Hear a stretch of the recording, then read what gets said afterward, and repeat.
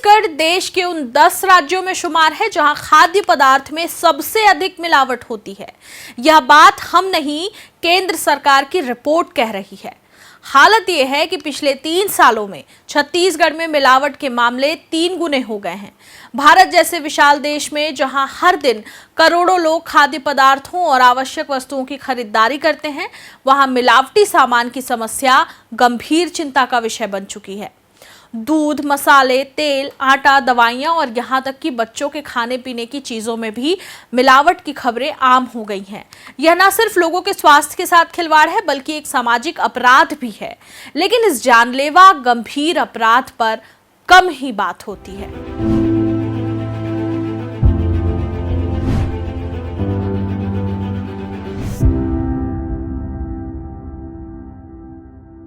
नमस्कार, जरूरी बात में आपका स्वागत है। आप हर दिन जिस खाने को खा रहे हैं वो खाना कितना शुद्ध है, क्या आप बता सकते हैं? शायद नहीं, क्योंकि हमारे पास ऐसी कोई तकनीक नहीं है जिससे हम हर खाने वाली चीज़ों की गुणवत्ता माप सकें। और यही सबसे बड़ा कारण है मिलावटी सामानों की खुलेआम बिक्री का। भारत में धड़ल्ले से मिलावटी सामानों की बिक्री हो रही है, पर जांच में लापरवाही की वजह से मिलावटखोरों पर कम ही कार्रवाई हो पाती है। छत्तीसगढ़ को ही ले लें, आप जानकर हैरान रह जाएंगे कि छत्तीसगढ़ में साल दर साल मिलावटखोरी बढ़ती ही जा रही है। मिलावटखोरी के आंकड़े चौंकाने वाले हैं और ये आंकड़े खुद केंद्र सरकार ने जारी किए हैं। इन आंकड़ों के आधार पर छत्तीसगढ़ में पिछले 3 सालों से मिलावटखोरी का आंकड़ा बढ़ता ही जा रहा है। इन आंकड़ों को देखें तो वर्ष 2024-25 में जांचे गए नमूनों की संख्या थी 683। खराब पाए गए नमूनों का प्रतिशत 115 और इनका प्रतिशत था 16.8%। 2023 और 2024 में जांचे गए नमूनों की संख्या 1373 थी और 167 नमूने खराब पाए गए थे। इनका प्रतिशत था 12.16%। 2022 और 2023 की बात करें तो 1468 नमूने लिए गए थे, जिसमें से 96 नमूनों की जांच हुई और इसका प्रतिशत था 6.54%। ये आंकड़े पिछले 3 सालों के हैं। आप अपनी स्क्रीन पर साफ देख सकते हैं कि कैसे छत्तीसगढ़ में मिलावटखोरी हर साल बढ़ती जा रही है। पिछले 3 वर्षों में 3 गुना मिलावटखोरी बढ़ी है। 2022-23 में छत्तीसगढ़ में खाने पीने की चीजों में मिलावट के जो नमूने लिए गए थे, उनमें केवल 6.5% में ही मिलावट मिली थी। लेकिन 2024-25 के 9 महीनों में ही ऐसे मिलावट वाले नमूनों की संख्या लगभग 17% पहुंच गई। लेकिन ठहरिए, इन आंकड़ों में एक दिलचस्प बात और है। 33 जिलों और लगभग 3 करोड़ की जनसंख्या वाले छत्तीसगढ़ में मिलावट की जांच का हस्त्र क्या है, आपको ये सरकार के द्वारा जारी आंकड़े ही बता रहे हैं। आंकड़ों पर गौर करें तो 2024-25 में मात्र 683 नमूनों की ही जांच की गई। आखिर इतने गंभीर मामले में, जिसमें लोगों की जान तक चली जाती है, ढेरों बीमारियां हो सकती है, उनकी जांच का आंकड़ा इतना कम क्यों है? बहरहाल, आपको ये भी जान लेना चाहिए कि सबसे ज्यादा मिलावटी सामान जिन राज्यों में बिकता है, उनमें छत्तीसगढ़ 10वें नंबर पर है। आइए उन राज्यों का भी जिक्र कर लेते हैं जहां मिलावटी सामानों का प्रतिशत छत्तीसगढ़ से कम है। ऐसे राज्य हैं दिल्ली, जहां 4.40% ही मिलावटखोरी होती है। बिहार में 4.49%, गुजरात में 5.74%, कर्नाटक में 5.21% और आंध्र प्रदेश में 7.33% मिलावटखोरी के मामले आए हैं। इसके अलावा मध्य प्रदेश में मिलावटखोरी का आंकड़ा 14.44% है, जो छत्तीसगढ़ से कम है। छत्तीसगढ़ में मिलावटखोरी किस हद तक बढ़ी है, इसका अंदाजा इसी बात से लगाया जा सकता है कि अभी 2 महीने पहले ही खाद्य एवं औषधि विभाग ने पिछले 6 महीने के दौरान बिरगांव, धनेली, निमोरा और भाटा गांव में नकली पनीर की फैक्ट्रियों में छापेमारी कर करीब 6000 किलो से ज्यादा का स्टॉक जब्त किया था। इन फैक्ट्रियों में दूध पाउडर में नारियल तेल मिलाकर नकली पनीर बनाया जा रहा था। छापेमारी के बाद फैक्ट्रियों को सील कर पूरा स्टॉक जब्त किया गया। बाद में उसे नष्ट कर उनका प्रकरण कोर्ट में पेश किया गया। कोर्ट में केस चल रहा है, लेकिन इस बीच जहां छापेमारी की गई थी, वहां धीरे धीरे नकली पनीर की फैक्ट्री फिर से खुलने लगी है। इसके ठीक 4 महीने पहले यानी जनवरी में रायपुर में खाद्य विभाग ने 5100 किलो नकली पनीर पकड़ा था। विभाग ने रेलवे स्टेशन और भाटा गांव बस स्टैंड में दूसरे राज्यों से आने वाली नकली पनीर की खेप जब्त की। अधिकारियों के मुताबिक रायपुर रेलवे स्टेशन में मध्य प्रदेश से 49 बॉक्स और बस के जरिए पुणे की एक डेयरी से 53 बॉक्स पनीर आए थे। फूड डिपार्टमेंट ने कुल 102 बॉक्स पनीर पकड़ा था। प्रत्येक बॉक्स में 50 किलो पनीर भेजा गया था, जिसका कुल वजन 5100 किलो था। अधिकारियों ने बताया कि पनीर की बड़ी खेप किसने मंगवाई है, इसकी जांच की जा रही है। इसके अलावा भी त्योहारों के सीजन में मिठाइयों में मिलावट की खबरें आम हैं। खाद्य विभाग की नींद भी त्योहारी सीजन में ही खुलती है, जब मिलावटी खोवे का कारोबार धड़ल्ले से चलता है। लेकिन ऐसा बिल्कुल नहीं है कि मिलावट सिर्फ मिठाइयों या पनीर में है। इसके अलावा कई चीजें बाजार में मिलती हैं जो मिलावटी हैं, जैसे कि शहद, इसमें चीनी की चाशनी और ग्लूकोज मिलाया जाता है।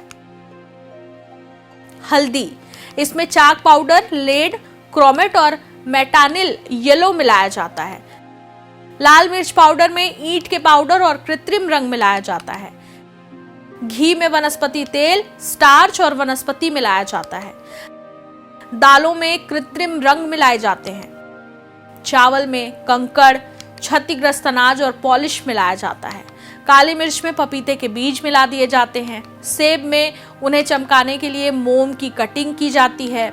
नमक में चाक पाउडर मिला दिया जाता है। दूध में पानी, यूरिया, स्टार्च, डिटर्जेंट और सिंथेटिक दूध मिला दिया जाता है। सब्जियां भी सेफ नहीं हैं। सब्जियों में ऑक्सीटोसिन, सल्फेट, रासायनिक रंग और कैल्शियम कार्बाइड मिलाया जाता है। विश्व स्वास्थ्य संगठन WHO के अनुसार खाद्य पदार्थों में जानबूझकर प्रतिबंधित पदार्थों को आंशिक रूप से या पूरी तरह से स्वस्थ सामग्री या गलत तरीके से उत्पादित ताजा उत्पादों को बदलने के लिए मिलाया जा सकता है। यह खाद्य पदार्थों में हानिकारक पदार्थ मिलाकर या उनसे मूल्यवान चीजें घटाकर उनकी गुणवत्ता को कम करने की प्रक्रिया है। विक्रेता अधिक पैसे कमाने के लिए ऐसा करते हैं। आज की तारीख में हम लगभग हर समय मिलावटी भोजन का सेवन करते हैं, बिना यह जाने कि यह मिलावटी है। आपको याद होगा कि बीते दिनों रासायनिक मिलावट से जुड़ी चिंताओं की वजह से हांगकांग और सिंगापुर ने अप्रैल में कुछ भारतीय मसालों को खारिज करने का फैसला किया। इस फैसले की जद में आए भारत के 2 बड़े ब्रांड्स को परेशानी का सामना करना पड़ा था। इस विवाद की शुरुआत उस वक्त हुई जब हांगकांग के फूड सेफ्टी सेंटर ने 5 अप्रैल को MDH के 3 मिक्स मसालों मद्रासी करी पाउडर, सांबर मसाला और करी पाउडर मसाला के साथ एवरेस्ट फिश करी पाउडर को खारिज करने का फैसला किया। हांगकांग के बाद सिंगापुर ने भी यही कदम उठाते हुए एवरेस्ट के मसाले को बिक्री से हटाने का हुक्म सुनाया। दोनों ने ही अपने फैसले की वजह ये बताई कि इन मसालों की शिपमेंट में एथिलीन ऑक्साइड की मौजूदगी निर्धारित सीमा से अधिक पाई गई है। एथिलीन ऑक्साइड का इस्तेमाल कभी-कभी कुछ फूड प्रोडक्ट्स में जीवाणुओं या रोगाणुओं को नियंत्रित करने के लिए फ्यूमिगेंट या कीटनाशक के रूप में किया जाता है। इसका इस्तेमाल खास तौर पर उन प्रोडक्ट्स में होता है जो स्टोरेज या ट्रांसपोर्टेशन के दौरान संक्रमण के लिहाज से अति संवेदनशील होते हैं। इनमें अनाज, मसाले, सूखे फल, मेवे और कुछ जड़ी बूटियां शामिल हैं। Ethylene oxide gas packaging material में डाले जाने के बाद प्रोडक्ट तक पहुंच जाता है। इससे कीड़े, लार्वा, फफूंद और बैक्टीरिया प्रभावी रूप से खत्म हो जाते हैं।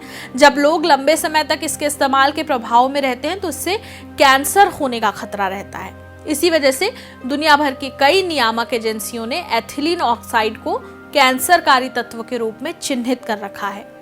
मिलावटी सामान का सीधा असर आम जनता के स्वास्थ्य पर पड़ता है। बच्चों में कुपोषण, बुजुर्गों में गंभीर बीमारियां और युवाओं में इम्यूनिटी की कमी, ये सब कुछ मिलावट के दुष्परिणाम हैं। कुछ मामलों में तो मिलावटी दवाओं और खाद्य पदार्थों से जान भी जा चुकी है। बहरहाल सवाल ये है कि सरकार इस पर सख्त क्यों नहीं हो रही। भारत में मिलावट रोकने के लिए खाद्य सुरक्षा और मानक अधिनियम FSSAI एक्ट 2006 सहित कई कानून हैं, लेकिन इनका सख्ती से पालन नहीं होता। जांच प्रक्रिया धीमी है, केस वर्षों कोर्ट में चलते हैं और अपराधी बच निकलते हैं। स्थानीय स्तर पर कई अधिकारी घूस लेकर जांच को नजरअंदाज कर देते हैं। मिलावटखोरों का प्रशासन या राजनीति से संबंध होने के कारण उन पर हाथ डालना मुश्किल हो जाता है। मिलावटखोरी को लेकर दुनिया के कई देशों में बेहद कड़े कानून हैं, लेकिन भारत में सब चलता है वाले अंदाज में चीजें चलती रहती हैं।